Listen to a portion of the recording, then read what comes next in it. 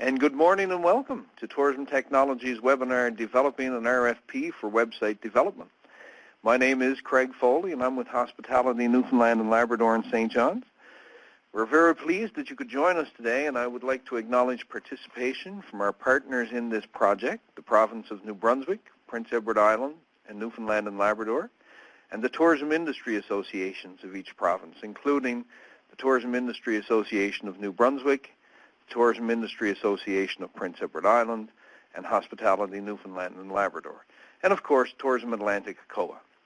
The aim of TourismTechnology.com is to empower tourism operators in Atlantic Canada to improve their competitiveness by effectively using online technology.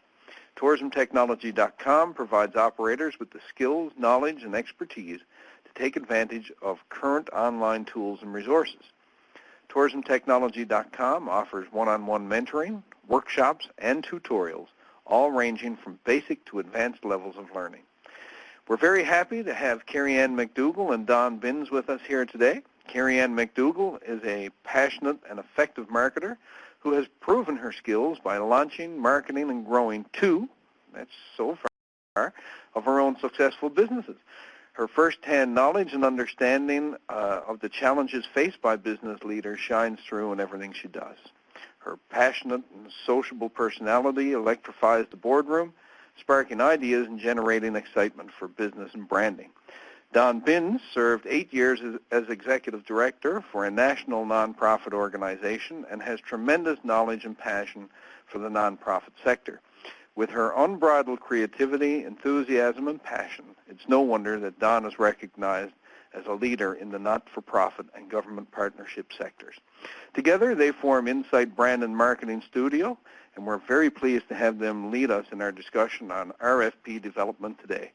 So without further ado, I'll pass it over to Carrie Ann and Don, and welcome. Good morning, everyone, and thank you so much for having us. You can't see our smiling faces here this morning, but there will be two of us presenting today, and we're very excited to do so. Don and I, as Craig mentioned, together own Insight Brand and Marketing Studio here on Prince Edward Island. We do a lot of work, and we're very thankful to do a lot of presentations throughout Atlantic Canada, and specifically with tourism and tourism operators. That's definitely a passion area for us. So we're very excited to be with you here this morning. A little bit more about us. As Craig had described, Don and I together own Insight Brand and Marketing Studio. What we really focus on here is helping businesses and organizations define and understand how to manage their brands. We have a full graphic design service here as well at Insight, and social media and digital implementation as well. So, we probably are full service. We hesitate to say that sometimes, but that's definitely what we do. And really, when it comes down to it, we have a lot of experience developing and proposing for RFPs. That's a big part of our job and has been for quite some time now, and we have had the opportunity to sit with different committees and work through the process of developing RFPs to be distributed, and we have learned quite a bit through that process. And certainly a big part of our job is proposing. So we see a lot of different RFPs come across our desk from different organizations. Some of them are larger, more complex groups, and those RFPs can be anywhere to 50 to 60 pages long sometimes, and quite tedious. And then also we've seen others come across our desk from smaller operations or operators, much like many of you might be, that are a little bit smaller in size, but still require us to pay quite a bit of attention in developing those. And we know, especially with websites and website development, that requires developing those types of marketing channels requires a certain skill set. And many times those skill sets are outside of what perhaps an operator or an organization might have. So finding the right partner to come together and really develop something as big and as important as a website, it's really crucial that you find the right partnership. So that's a little bit about what we wanted to talk about today. Options for finding a web partner. RFPs and beyond. The benefits and the challenges of RFPs, because like anything, there's two sides to every coin, and these certainly come with different considerations. What it looks like to build your RFP, and what Don and I have put together for you today is a sampling of kind of the headers, if you will, or the framework of some RFPs that we've seen that really seem to work well for people. Obviously, there will be some different considerations when we get into that one, we'll talk about that a bit more in terms of disclaimers and some different things like that. But what we're bringing to you today is kind of a framework to get you thinking about what you might need. And then, of course, we're going to have some questions and discussion. We certainly do encourage you to ask some questions as we go along. We want this to be engaging, and we want to make sure that you all walk away with some great information that touches on the topics you're most interested in. So as Craig mentioned, please pop your hand up. We'll do our best to keep an eye on that or type us a message, but we will leave some time at the end to address those as well. So moving right along. Well, I'm going to start, Dawn. So as Carrie-Anne said, there's certainly, it's more than, it's a large investment to have your website and can be a very lengthy project too. For many operators, your website is actually one of your biggest investments in your marketing. And really that first place where most people come and see you and experience your operation, whatever that might be. And it can be a big decision-making point for them. So it really is to look at what's the importance of finding the right web partner. We use that phrase very specifically. This isn't just your web developer. Really, this should be the person or the team that's working with you to bring your operation, your experience that you offer visitors to the web and to life. And so, when we think about finding that partner, we do think it's important that you think about fit, right? You need to be able to be comfortable having conversations with them, that they can understand your operation, and that you feel comfortable, because there's going to be hiccups. There's going to be things that you need them to understand and that they need you to understand, and that's really important. Approach. If you want somebody who's really going to take the time and understand your business and your business goals, that's certainly a strategic approach. Some people are very clear and they want it just a very direct in and out, and they just want someone to do that. That's great, but it's really making sure that those things fit. And price. Price is kind of, it is an important factor. You certainly want to make sure you've got competitive pricing, but I think what we often look at is value for money. And making sure that the price is one that you can afford, but it's also giving you fit and approach. And we have seen examples and can say, even for previous experience on committees and different groups when we've selected RFPs, if you just based on price, you may or may not be getting everything you need. And so that's an important factor. So those are the pieces around what to consider when looking for a web partner. You really have two options. I mean, there's variations of both of these options, but one is to find a referral from a trusted source, but we would say interview those individuals personally. Sit down, chat with them, say, I got your name from so-and-so. I'd love to talk to you about how you do your websites. And there is, I believe, Tourism Technology will have an information sheet also around the types of questions to ask your web partner. This is typically how most smaller organizations or projects work. And if you're thinking, well, that might be me, that's a great thing to consider. But everything we're also going to talk about today, the types of questions and things to think through, you need to understand even if you're just going to do it this way, because there's nothing more important than having clarity even if you're doing individual questions or discussions. So that's really important. The other is to develop and distribute a request for proposals or an RFP. This does tend to be for larger organizations or complex projects.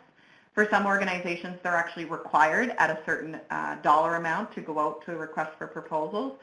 So I think as you go through, listen to this presentation, and as we have conversations, remember, an RFP isn't the only way, but all of the steps we're going to talk about are important for moving forward. So the benefits of an RFP, well, certainly the greatest benefit is the consistency of information. And I can say, as a company who designs and develops websites, we have an opportunity to talk to a lot of different operations. They want to pick up the phone and give us a call and talk about their needs maybe for a website. And we love to sit down and have those types of conversations. When we get in the room, the conversation kind of starts flowing and you start talking about different things. The operator might leave and go to an agency down the road and have another conversation, and another piece of information might come out from that conversation that didn't come out in our conversation that could impact the price. So having those informal conversations are certainly great. I think that that's a really great way to understand if someone has shared values, if the fit is there, if their approach is going to work, but oftentimes pieces of information get left out, so you're not coming back with a consistent price. Even the smallest bit of information that you might not see would, affect a project like this, it can. So with an RFP, it's really helpful for the agency, and it's certainly helpful for the client because it forces you to really articulate what exactly you need from the process. So each person that is receiving the RFP has the same information as everyone else. So we're all bidding on the same project. That's really helpful. The submissions can have the same outline. And it is easier to compare and decide because when you come back, and we're going to talk about how to score them and do some different things, but when you come back to your office, and it could just be you trying to make a decision, it could be you with a team of people, it's easier to compare and decide when you're looking at documents that really are based off of the same framework. So the consistency is certainly one of the biggest benefits to the RFP. The challenge is this, it does take a lot of time from both parties. It takes a lot of time from you as an organization or an operator, and certainly from the agency standpoint. So it takes quite a bit of time to create the RFP and work through each of the details that are required in the document. I'm going to slip in a benefit there, though, because that's really important to really clarify your own thoughts. So instead of saying, well, I think I needed to do this and that, and it should look like this, and it should serve this purpose, when you're actually putting it into a formal document, such as an RFP, it forces you to really pull out each of those elements and break it down. So that's really healthy for yourself if you're an operator. It's certainly healthy if you're working with a board of stakeholders or within an organization as well. So that's a slide benefit that I'll pop in there. You do have to take the time to answer questions. So most RFPs that are distributed, there is a period of time that you would allow for people to submit questions as well, and that does take time to do. You obviously have to distribute, receive, and then review each of the proposals. And the longer and more complex you make that RFP, the longer it takes you sometimes to go through each of those pieces as well. So that certainly takes quite a bit of time. And it can be good or not, but the agency then has to put forth a fair bit of time to develop and submit the document as well. So that actually could be good in that it will really help qualify the type of submissions that you get rather than getting, anybody who's developing websites, in any business. You tend to have more, serious applicants that are willing to invest the time and ultimately money to develop the document. It might be a challenge, however, if they look at the dollar amount and deem it not necessarily worth their time. And that's a harsh kind of way to put it, but it's certainly when you're, looking for a higher level of expertise. If it's a smaller budget that you want them to work within, they might actually decide it's not worth the time to develop the document. So those are just some specific points of consideration around the process. So we're going to walk through some steps around collecting kind of your thoughts and then outlining the actual document. Yeah. So first step is really about setting your own expectations. And as we said, this is good, this is important, and you pretty much have to with an RFP, but also anytime you're going out looking for external professional services. But the really important part is it will reduce frustration during the process. If you've clarified expectations up front, both for you and whoever you've contracted, there's less likely to be, oh, I didn't know about that. Oh, I didn't realize that was part of this, and less frustration on your part. And usually what happens, if that isn't clear up front, you can have unexpected costs. And that's not because the professional you've hired is looking to make more money off of you. It's because they quoted or provided you with a budget based on A, B, and C. You thought it actually included D and E. And so when those things don't match up, we get what we call scope creep. And so you can have your agency turning to you and saying, well, actually that wasn't part of the outline. So really, really important to spend time doing this. And as you go through the process, in your RFP, clarify it as much as possible. And in your meetings with them, before you sign a contract, get even more detailed. Ask every question you could possibly think of. And we have, sorry to cut in, but we have actually had clients through that process. We've been awarded a project, but we're coming in and just before we sign contracts and we're talking things through, we've had them ask us, how do you manage change? How do you manage, what is your process for if we, uncover that we need something else? What's that going to look like? Because the hoops that you have to jump through look very different depending on the agency and the contractor. Yeah, so I think that's a great question to ask people. Say, look, we've outlined everything here. What happens if we determine we need something else? How does that move along? But it also makes sure that they know what they're working on and you don't get any surprises is really what it comes down to. So, really when you're thinking about setting up your expectations, it's more than the outcome. And I think, obviously, if you're, RFPing for a website, you want a website at the end. That's pretty clear. But you really need to think about who and what type of support you need to create that website. There is a marketing and branding consideration there. Quite often we hear from people, well, I got so-and-so to build my website, but it's stalled. And we'll say, well, why is it stalled? Because I don't know what to write on it. Well, that's a marketing question, right? That's a how do I tell my story? That's a how do I show my experience of my property and the things that I have to offer.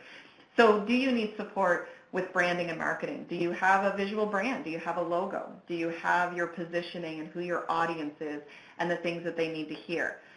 Which leads into content, right? So do you have the photography do you need? Do you need video?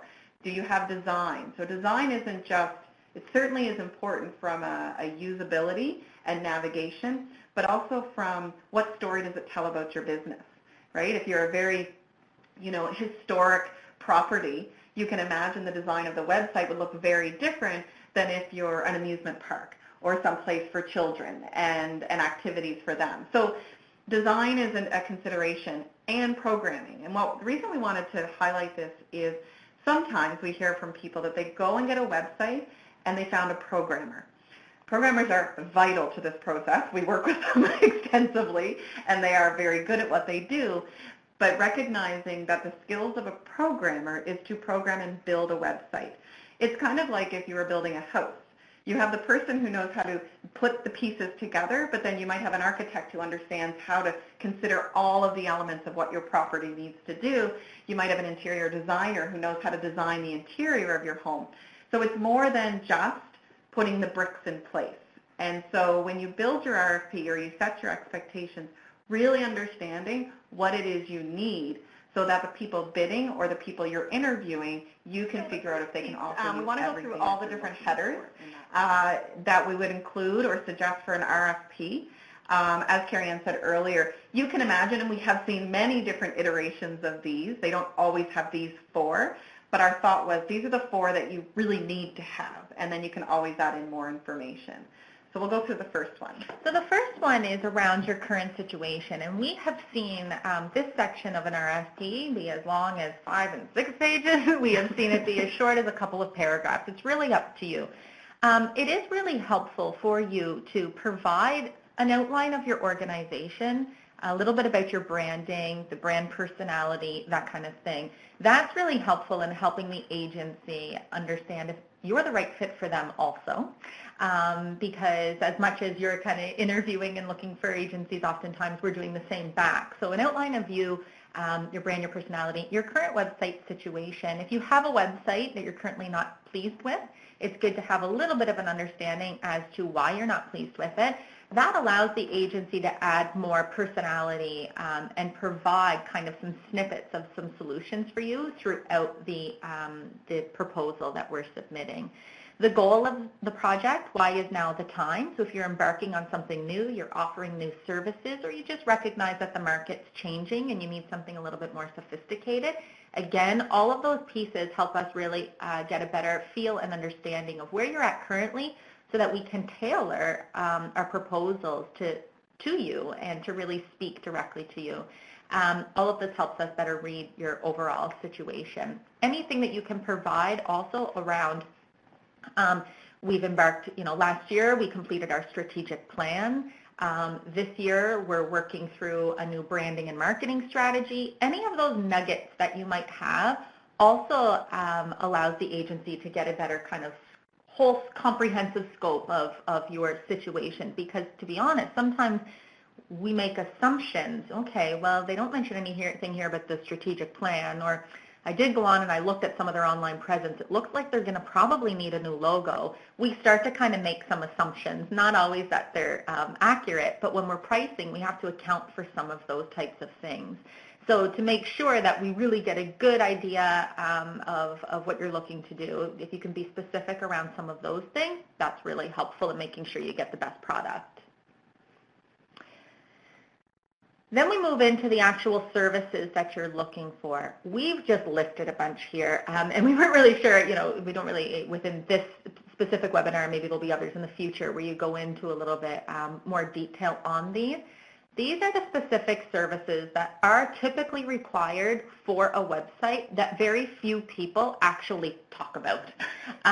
So, the RFPs that come across our desk will say things like, we need user-friendly and blah, blah, blah website with some social media integration. There could be a little bit of that. But they don't always talk about these things, which again will help the agency provide a more accurate price and make sure that you, the client, are looking at proposals that are bidding on the right services. So keep in mind some considerations, and Dawn touched on it earlier. How much design?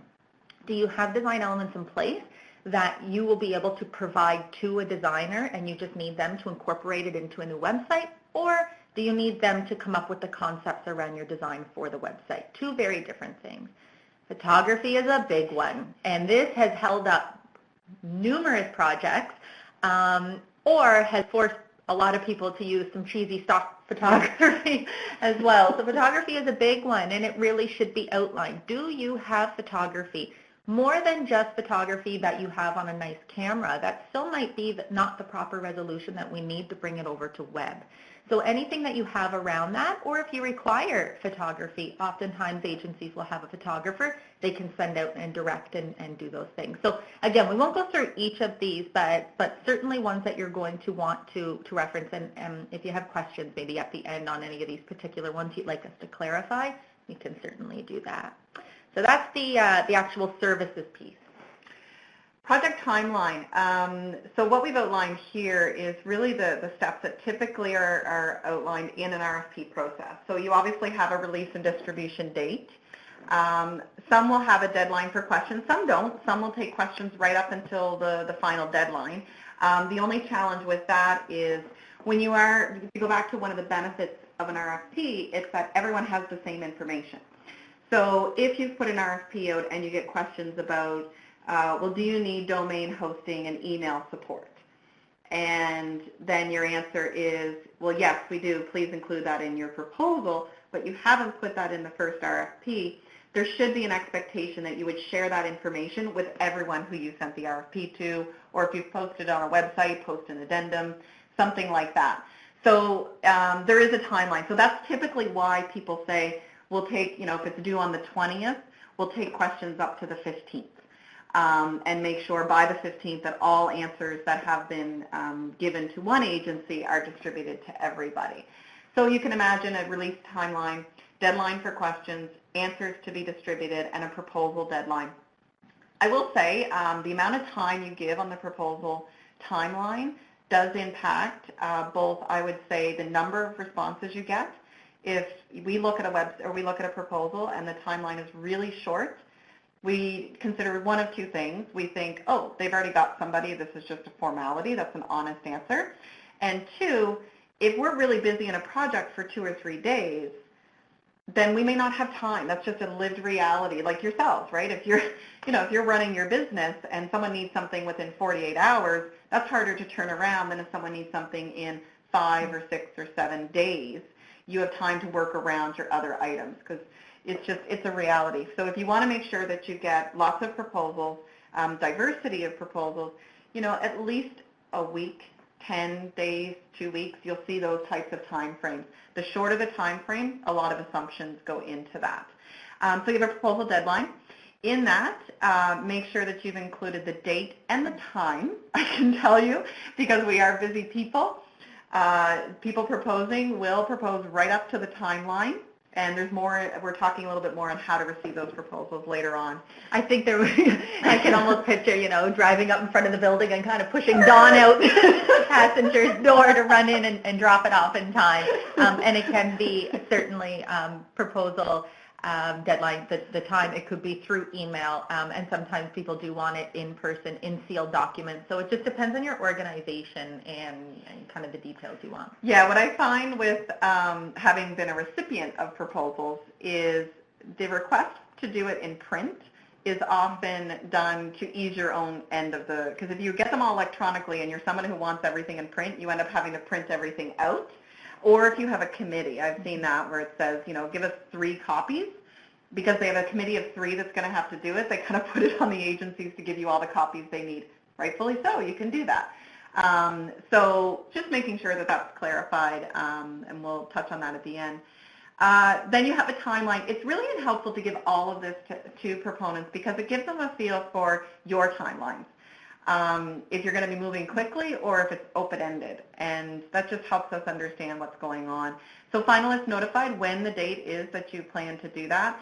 If you're going to have finalist interviews, some people don't. Some people just, go with the proposals. And you can decide afterwards that you've narrowed it down to 2 and you really would love to meet with them. That's okay, even if you haven't put it in the proposal. It's certainly up to you. When you expect to select the vendor, and the project timeline expectations. This is important as well because if your timeline for the project is we need it done within the next 4 weeks, that will impact who proposes because they want to make sure that they can meet what you're looking for. Or if you're not planning to do it for another month or so, that helps us understand that. So the more information you can provide, and again, this is also about clarifying your own process, especially if you're working with a committee, to talk to them about this and that they understand all the steps that go along there.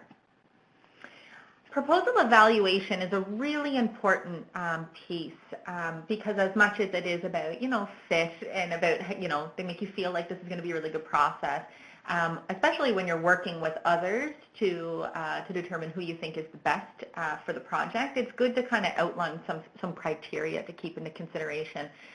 We have seen this provided in actual RFPs, and it's been tremendously helpful from the agency side because then we can actually look at the level of importance you're placing on different things, and this is just a sampling of one, and we can, again, really speak to it within our proposal, and that's the best thing. I mean, we're trying to show our personality and attention to detail through these things as well. So your criteria could be very different than this. Again, this is just a sampling, but certain things like, the company overview, including the team and roles. So you could be looking, who's working on the project? We want to know the roles that they're going to have, the responsibility, the experience, those types of things. Again, that helps you with your fit, your trust, your faith that they can actually carry this project out. And the weight of that will really depend on the size of the web project. Obviously, if it's a pretty basic website, that might be a little less important. It's up to you. Relevant experience, so especially if you're a multi-stakeholder organization or those types of things, or even just as a tourism operator as well, who might be a smaller operation, making sure that the person you're working with has an understanding of the industry and that piece is really important. Because they have to know the scope. They have to know some of the trends in the industry perhaps, or how people are navigating and using websites, all of those types of things. The recommended approach, so you have the agency outline how this will all kind of roll out and how they're going to ensure that you really succeed in reaching your goals with the website. I really liked this question. This was a specific one. What would you recommend we do different from our current presence? So if you outline your current situation up front and say, we hate our website, it's a disaster, that's fine. But how will this agency help you do something different? That's really important. And keep in mind, they're not going to give you everything. But a sampling of how they think would be really helpful, I'm assuming, as well. What makes you different? What can the agency offer that maybe others can't? Or where are they leading that's great, because if you recognize that SEO is a really big deal for you, as it should be, but maybe yours is weak right now and someone says that they really specialize in this area, that's fantastic. If somebody is, has another area of expertise, that's good for you to know. Detailed pricing, I know we're going to talk about pricing next, so maybe I'll leave that, and then again we talk about the fit. So that's a sampling. The weights obviously would vary depending on your project, but it is nice to have that included in the RFPs. Well, I think a lot of people will use, I know when we fill them out, if this is in the evaluation section of your RFP, we will literally create headers around each of those. So company overview, and really put that piece together, relevant experience, and speaking about that. And so a lot will do that. When we talked about the benefits of RFPs, one of them was you will get consistent information back. So someone who has taken the time to take your outline and put it into their response shows you, A, they're paying attention to your RFP, that it doesn't feel as cookie cutter, and they're considering your situation. Yeah. So budget. This is always a question we get. Should we include our budget in the RFP? It is completely up to you. We see both. We see many that come out and say, here's our budget, and please, work within it. Others say, don't have any indication of that. When you do provide the budget, it does help the agencies or the people proposing understand the size of the project. Because, as you can imagine, a website can be as big and as small as the work that you want to put into it. And so that really does help people understand.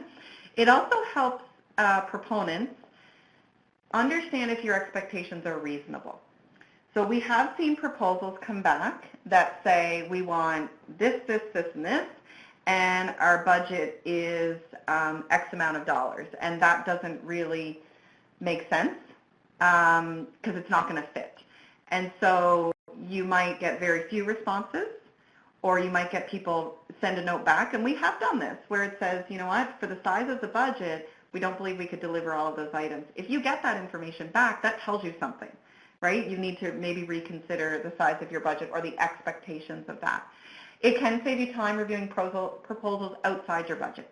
So if you don't include a budget, you could get proposals from $5,000 to $25,000. And if you're not fully familiar with how to evaluate or what is appropriate, that can be difficult. We would say, though, is if there are components in your website that are optional, right? So let's say, we definitely need, 10 pages that does this, this, and this. Put that in, and then say, you can ask to propose or outline separately in your budget the cost to integrate reservations, the cost to do e-commerce, the cost to have video integration. I don't know, whatever those items might be, you can be very specific in how you want them to put forward the budget outline, especially if you're unsure about all the elements that you're going to need or can afford, right? And quite often we'll get a proposal, an RFP, and we're submitting a proposal. We will sometimes see elements that they may have missed, and we suggest, or we look at the budget and realize it is too small for everything they're asking. We can, and somebody might say, phase 1 will get you this, and that's within your budget. But to get all of these things, you have to move into phase 2. So there are considerations. There's certainly, some people don't like to put in a budget because they feel like it'll encourage a submission within your budget, both pro and con, right? So someone always says, well, if I put a $10,000 budget on it, they're going to bid right to $10,000. Yeah, you're probably right. But you're getting potentially $10,000 worth of work. So at the same time, if your budget is $10,000 and my cost to do a project is $20,000, I also may not submit, right? And so it weeds people out a little bit early. So we didn't necessarily have a yes or no on budget. It was more, these are the things to consider if you're going through this RFP process. And the submission piece, this can be so tedious. This is how you're actually asking the proponent to submit the proposal. You definitely want to include the proper name and contact information of the person handling the process. That's very important. How you'd like them received. So whether it's on, so we have seen online, we have seen in sealed packages, printed. We have seen bound as well. We have seen right down to, oh my word, we've had some that tells you exactly where to put the page numbers on the actual pages. On the online piece, we have had, with this subject line saved as this name, the document actually saved as this name with this header, addressed to this person with this exact message, like copy and paste it directly into the email.